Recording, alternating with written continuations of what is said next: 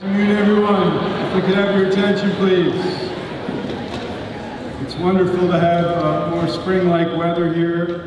It's certainly a great afternoon for many athletic contests. Congratulations to all of those involved with the Michael Simmons Guitar Show last Saturday night. It was a fun, well-done event by students and faculty and staff members, so thank you very much. Tomorrow afternoon and evening, we will be hosting many guests on campus for the Hartford Area Independent Schools College Fair. We will have students here from 6 area schools and representatives from 150 or so colleges and universities. Please welcome everyone warmly.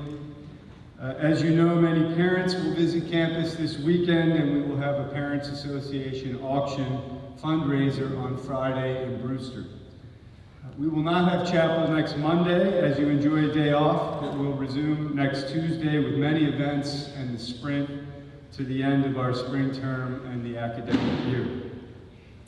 Last week I mentioned I would share some information about the new group of students joining us next fall. We will have around 80 students in grade 9, likely around 20 new sophomores, bringing that class to just over 90 students. A large junior class of around 120 students, including 7 or 8 new members of the class, and 12 to 14 students joining us as postgraduates in the class of 2025. We will again be around 2/3 or 70% boarding. New students will join us from many different parts of Connecticut, Massachusetts, and New York, but also from California, Florida, Kansas, Maryland, New Jersey, Rhode Island, South Carolina, and Texas, and internationally from Canada, China, Japan, Mexico, Russia, Saudi Arabia, Singapore, South Korea, Switzerland, and Thailand. As you know, this spring we will work through the student housing and advisor selection processes, but our enrollment is in excellent shape as we look to the fall. Our admissions team and I want to thank everyone in the community, everyone here, for the enthusiasm you exhibited on our revisit days. It significantly helped our recruitment efforts, so thank you very much.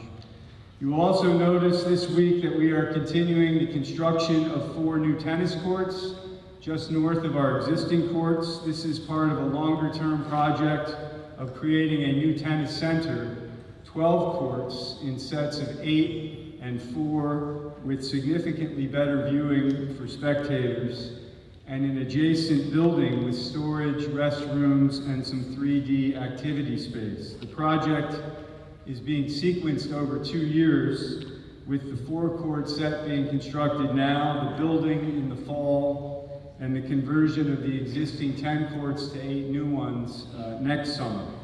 We are nearly done with fundraising for the project, and this Friday's auction will help with those efforts. Today we will begin chapel with Max, and when Henry concludes, you will be dismissed. Max.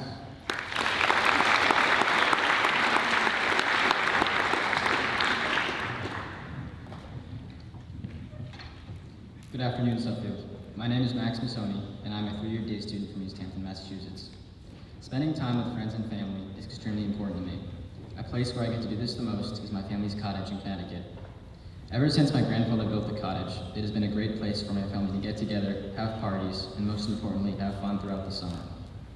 Over the past few summers, my family has moved down to the cottage full-time during the summer months. This allows me to spend time with cousins and friends who I am not able to see during the school year.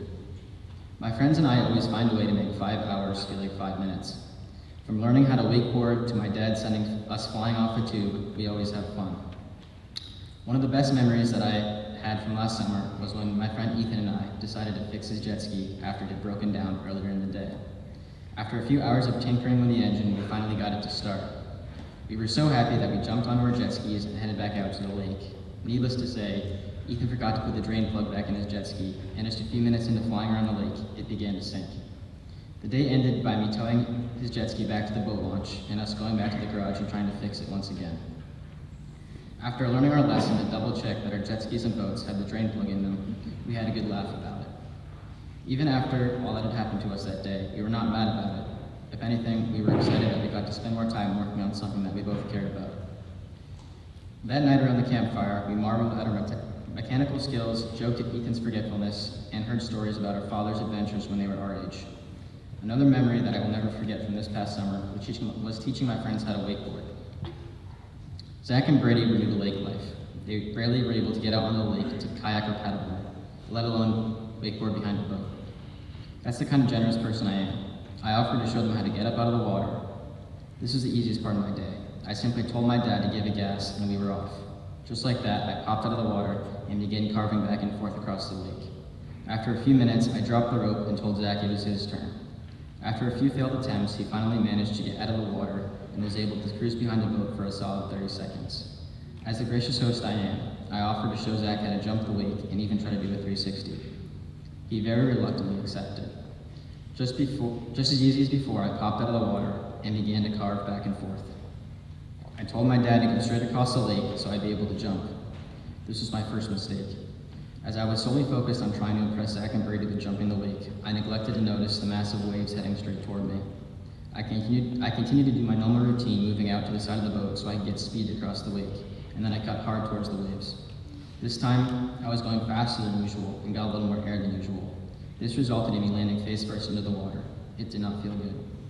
I surfaced to the laughter of my friends and family and the screaming of, "I got that on camera" by my friend Brady. Brady decided not to go wakeboarding after that for the rest of the trip. Even though I ended the day in a little bit of pain, it had been one of the most fun days I've had in a long time. These are just a few examples of how spending time with friends and family doesn't always have to be perfect in order to have good bonding time. Something as silly as a drain plug can make lifelong memories that can be told around the fire later in life. Before I end my speech today, I would like to thank a few people. Mr. Regal, thank you for being the best advisor I could ask for. I'm extremely grateful for all you've done for me over the past 3 years. I wish you nothing but the best for the future. Ms. Cam, thank you for being the best mentor and coach anyone could ask for. You're always there for me when I need extra motivation to go faster on the ski hill, and even if I need someone to talk to or get advice from. To my guys, you all make my day, from cracking a joke at the right time to our friendly competitions in fantasy football. I cannot ask for a better group of friends to spend my 3 years with. I wish you all nothing but success wherever your journey takes you. Ava, you are the kindest and most genuine person I know. Thank you for always making me laugh and dealing with my amazing sense of humor. Miss C, thank you for all the support you've given me over the past 3 years. I would not be the person I am today without your guidance and your help in this ceramic studio. Thank you for everything. Finally, I would like to thank my mom and my dad for giving me this incredible opportunity to attend Suffolk Academy. I would not be the person I am today without you two. I promise that I will continue to make you both proud. Thank you.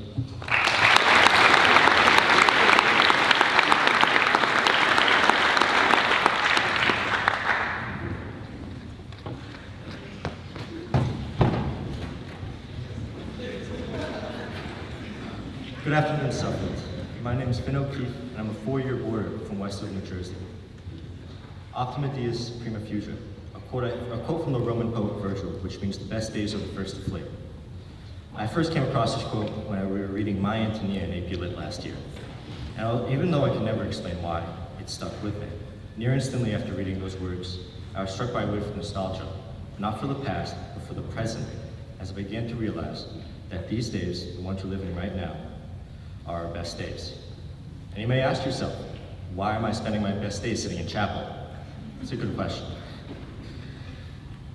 I would like to take some of this time to share with you some of my favorite moments during my time at Suffield. Starting with sophomore year French class with Mr. Bullock, where he not only threatened to swallow my AirPods, but called me sick in the head, not once, not twice, but 3 times. And Mr. Bullock, I was counting. Or AP Lit with Ms. Rawlings, where class has endless conversations on just about anything, whether it be discussing our favorite critters, making fun of the way I say horrible, or watching Ms. Rawlings stand atop her chair for an entire short period while she told the story of how she managed to get Taylor Swift tickets. Or even during my time as a proctor in Hornick last year, where one day I walked into the bathroom to see someone had kicked one of the stall doors completely off its hinges. It's moments like these I know I'll never forget. I'd like to thank a few people. My parents. I know I can never say it enough, but I love you more than words could ever describe. I'm so grateful for all the opportunities you've given me, and few more than the opportunity to attend Suffield. Riley, as I hope most of you would know her, Finn's sister. You're the best sister I've ever had. Take that as you will. In all seriousness, over all the pointless fights we get into, I love you. I'm so proud of everything you've done and everything I know you will do. I can only hope you love your time at Suffield just as much as I have. My friends, you know who you are. I spent most of every night of my first years at Suffield boarded up in my room, and although it definitely wasn't always willingly, I can't thank you all enough for dragging me out of my room every weekend. Together, we create memories that I'll remember for the rest of my life, and I'm forever grateful. Lastly, I'd like to thank each and every one of you for being a part of this community that I and so many others will cherish for the rest of our lives. Henry David Thoreau once said, "The mass of men lead lives of quiet desperation." But I believe that for my time at Suffield, this is not true. I will always remember my time here as my best days. Thank you.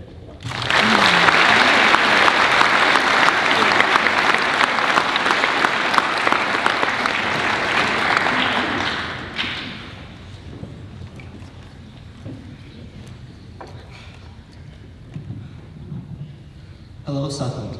My name is Yaroslav, and I'm a 2-year senior from Dnipro, Ukraine.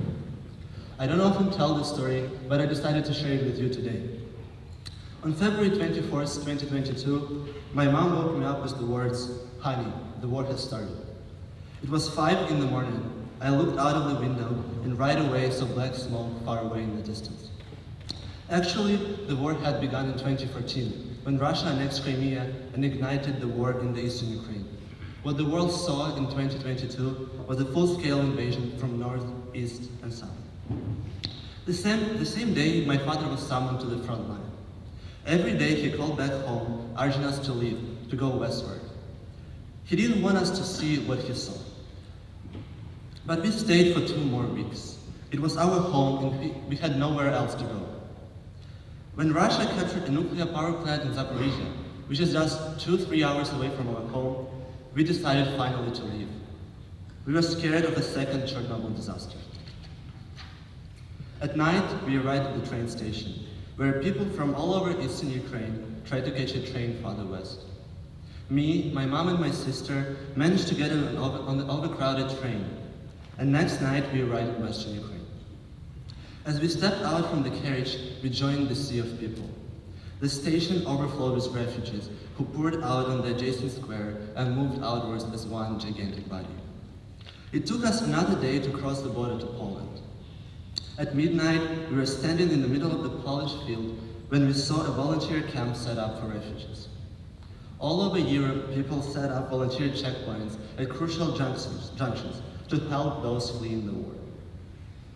Finally, when we reached Belgium, one Belgian family sheltered us in their home. Just as we began to adjust to a new reality, the news came that my father was killed. He went to get the wounded from the battlefield when Russian troops opened fire on him. No man is an island, entire of itself. Each is a piece of the continent, a part of the main. Each man's death diminishes me, for I am involved in mankind. Because of that, all Europe was helping Ukraine. Because we all are part of the world. There are so many families just like mine, and so many who had it much worse. Everyone was in this together, and still is to this very day. Not only in Europe, but the rest of the world helps Ukrainians. Here in the States, I met 2 families of Ukrainian refugees. And even in the town of Suffield, you can see small signs with sunflowers and the word Ukraine written on them. When you drive along the main street, stay on the lookout, and you will notice one yourself. Thank you to all the students and faculty who came to watch the documentary 20 Days in Mariupol with me this February. It meant a lot to me. Thank you to everyone who watched it on their own. And thank you to everyone who helped my family in Belgium. And thank you to everyone who helped me here in the States. Thank you to everyone who helped and keeps helping Ukraine. And to end, I just want to recite the lines of the poem once again. But this time, I want you to think about what those words mean for you. No man is an island, entire of itself. Each is a piece of the continent, a part of the main. Each man's death diminishes me, for I am involved in mankind. Therefore, said not to know for whom the bell tolls. It tolls for thee. Thank you.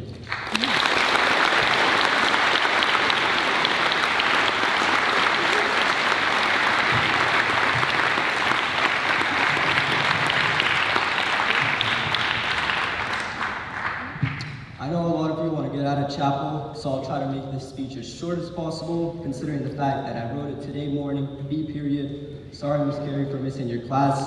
I hope you understand. My name is George Voronkov, and I'm a 3-year senior from Moscow, Russia. I want to share my story of what Suffield has become to me today.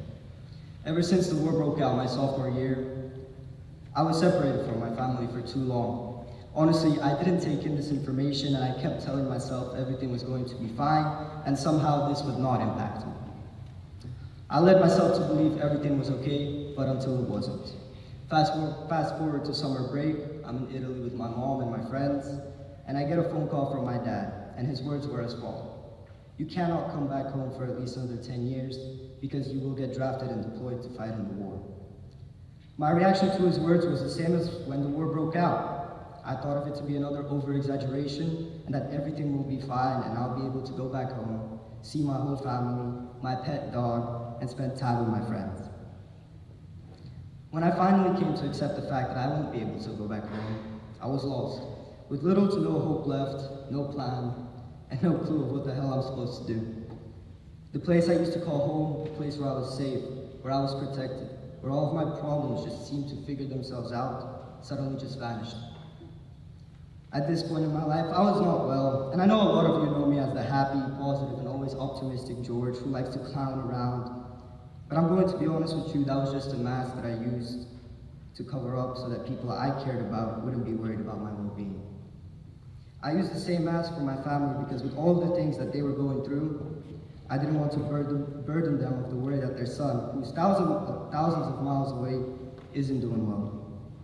I lived my life like this pretty much all of my junior year, and I decided not to seek out help.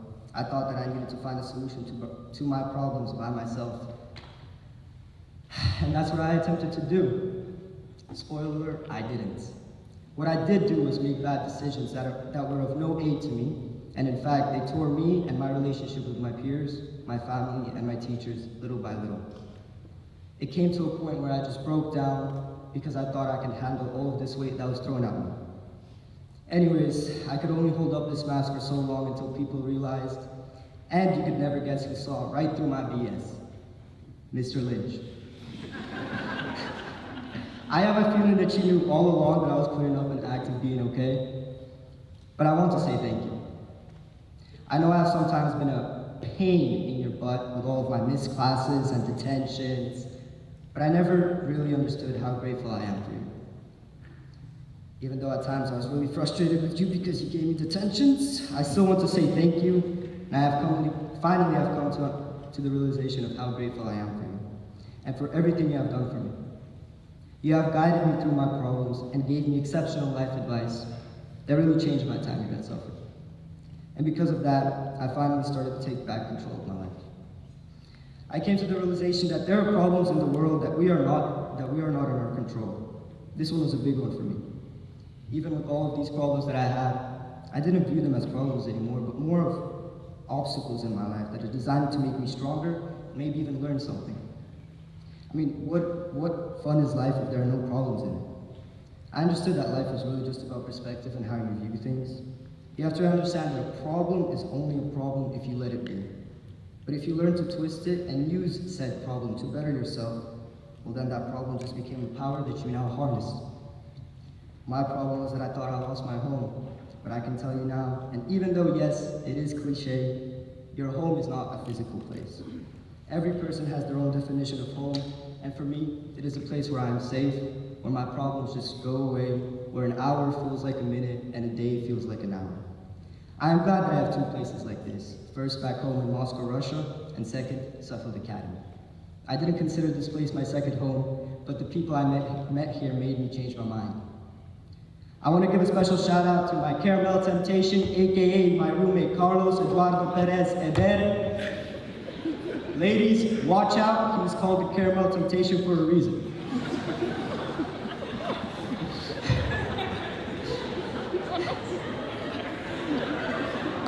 But for real, Rose, thank you. You have seen me at my worst. You have become the person that I can gladly call my brother. And I want to thank God for bringing such an amazing person like you into my life. You're not just a roommate to me, but you're a person that I will remember for the rest of my life. Thank you for waking me up 5 minutes before my classes so that I don't get a detention. And to all of my teachers, you guys should thank Carlos because there have been multiple times where he was responsible for the fact that I even showed up to class. Next, I want to give a shout out to my sweet, beautiful, and loving girlfriend. Yes, I will probably get trolled by the boys after this, but well, here we are. I still don't know what the hell you saw in me, but you did. I'm great, and that made me feel special. Every day I wake up and I'm grateful that you somehow entered my life. You have always been there for me, you are my foundation, and what holds me up when I am down. In short, I just love you. Special shout out to Herman, my idiotic friend. You are something. I guess thank you for buying me a Coke after wrestling practice when I was absolutely beat up because Mr. DeWalt doesn't play around during practice. Special shout out to Darian Thompson, or as I know him, DT. Album is still on the way, I promise. But for real, you're one hell of a person, and to me, one hell of a brother. Shout out to all of the PGs this year. You guys managed to burn down your room. Congrats on that. Jake, thank you for the Raising Cane's you have been supplying me. You're also a big part of why I can call Suffield my home. Cooper, my buddy. You and I have unlimited energy all the time. You're always loud and obnoxious, but that's what I love about you.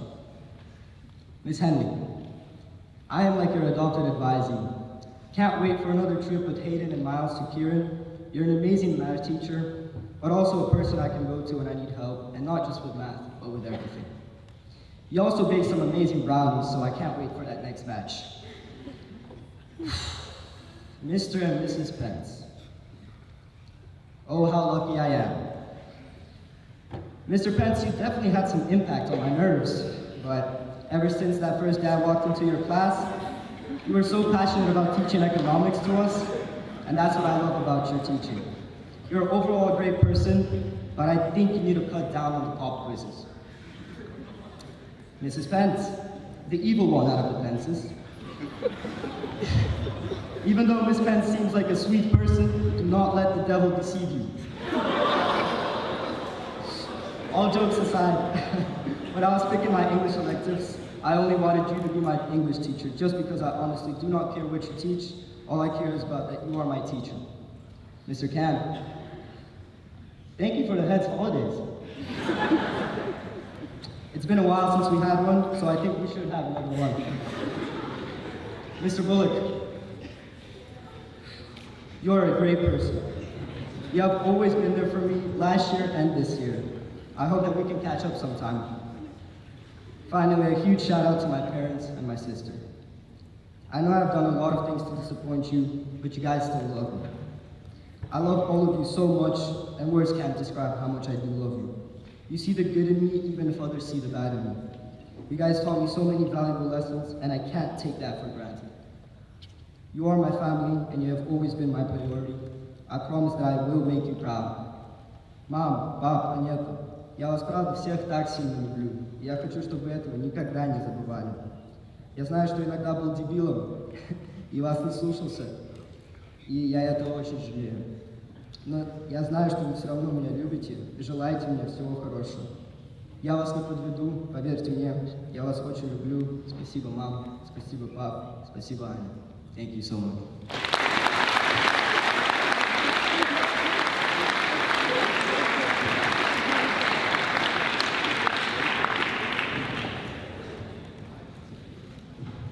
Suffield. My name is Leo Van Slack, and I'm a 2-year senior from Toronto, Canada. Coming to Suffield last year as a junior, I had a lot of expectations.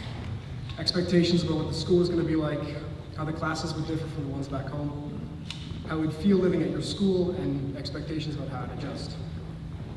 Many of these expectations came true, and others didn't. One thing, however, I could have never predicted was how moving over 700 kilometers away from home would impact my relationship with my siblings. Last year, when I was listening to all the seniors give their speeches, I'd get a little jealous anytime they talked about how close they were with their brother or sister.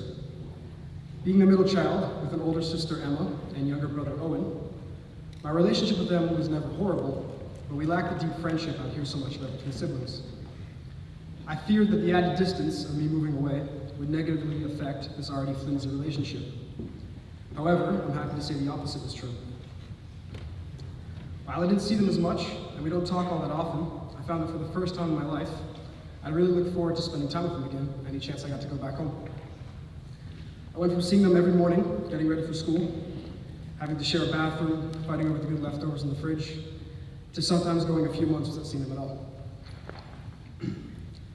I started appreciating some of the things I'd always taken for granted, like my sister's stupid puns, or my brother's quiet and unexpected comments that would make us all erupt with laughter. The sense of humor, the inside family jokes, the shared experiences, and the household we shared, and they can understand me in a way no one else can. As I'm here at Suffield, my sister's back home completing her university degree and heading into her co-op year in her field.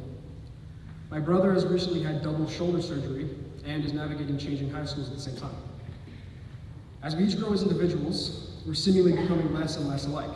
However, these differences are no longer barriers in our relationship, but rather enable us to connect and learn more about one another.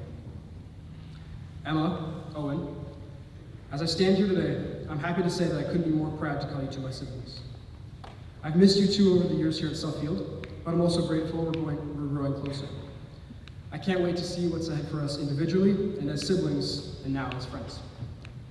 Finally, this speech would feel incomplete without a quick thank you to both my mom and dad. You two have been the best parents someone could ever ask for.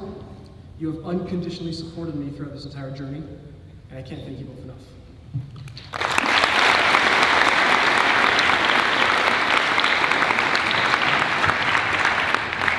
Hello, Suffield. My name is Daniela Ferell, and I'm a four-year senior. Some of you may already know, but for those of you who don't, let me share a little bit about my background. I come from the bustling metropolis of Mexico City, where every corner is infused with vibrant culture and flavors that heighten your senses. However, my journey took an unexpected turn when I made the decision to move to Suffield for my freshman year of high school. In Mexico, it's very common to study abroad for a year in America. We all want a taste of the dream, and luckily for me, I was able to stay longer. But let me tell you, Suffield is a world away from the hustle and bustle of Mexico City. From the cuisine to the people, it's like stepping into a completely different universe. Initially, I found myself grappling with the obvious differences, feeling like a fish out of the water in this small New England town. The weekly runs to La Aceituna, or the taste of a good taco al pastor, was all I was accustomed to, and the pace of life seemed to move at a much slower rhythm. My biggest culture shock came from the newfound independence I got these 4 years. In Mexico, a lot of families have helpers at our disposition. From Mine, the most patient woman ever, to Cesar, the funniest driver, I found myself growing up with a lot of help. Arriving here, I actually had to grow up and do all these tasks myself. I ruined a lot of laundry, and my room was messy often, as I selfishly expected for things to be done for me. But as I reach my senior year, I see my growth. After 4 years, I find myself delighted with all the wisdom and experience I have gained here. Deep down, the warmth of Mexico's culture, the flavors of its cuisine, and the vibrancy of its people continue to hold a special place in my heart. Mexico will forever stay in my blood, and although I know my life will take me different places, I know I want it to be the last. Thank you to my advisor, Ms. Beck, for always being there, to every English teacher I've had for making me genuinely enjoy your classes, to Mr. Patterson, to the health center for dealing with me so often, to Ms. Nye, Ms. Schultz, Ms. Namens, Ms. Lopez, to my 3 dorm parents for the past 2 years, to all of you who have been there, but most importantly to my parents who have supported every life choice I have made. As I step into this new era of my life, I have you to thank. Gracias, Mami Papi. Have a great week.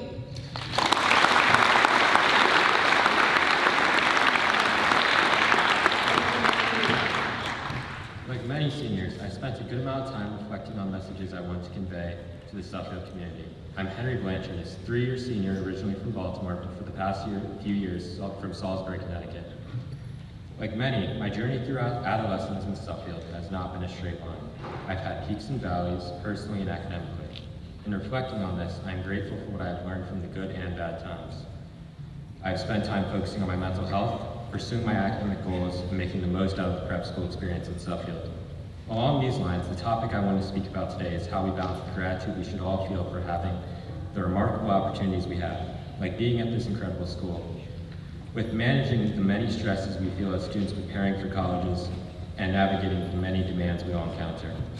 I have learned and am continuing to learn that finding this balance is the key to happiness and success.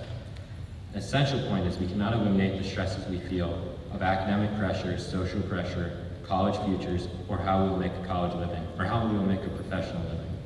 Yet we need to find a way, as we are working through these stresses, to be grateful for our good fortune and for the people helping us. I feel lucky to have parents that love and support me, to have the opportunity to go to Suffield, and to have friends I care about here and beyond campus. Yet I also feel pressure to succeed, to be happy, to make others proud, and to overcome the challenges in front of me to help secure a successful future. The topic has no answer. We cannot eliminate the demands of a demanding school, or shy away from ambition as ambitious people. But as I have learned from my experiences, from professionals that have helped me, and from successes and failures, that taking the time to be grateful is not only gratifying for others, but helpful to me to keep things in context. Though this concept is not a one-way street, for some reason, my parents and many of the people in my life don't always recognize the challenge that I provide them to be a gift. Deep down, my parents know that their life was far too easy before me, and that I provide challenges not because I want to, but because I care about them and their growth. When condensed, my message is that being in a challenging circumstance while having the perspective to be grateful that you are being challenged is something we all must recognize and pursue. Furthermore, the seed you sow living a life of ease, complacency, and being afraid to make mistakes will never reap the reward you receive from living a life where you make mistakes, learn from them, and be grateful for the experience.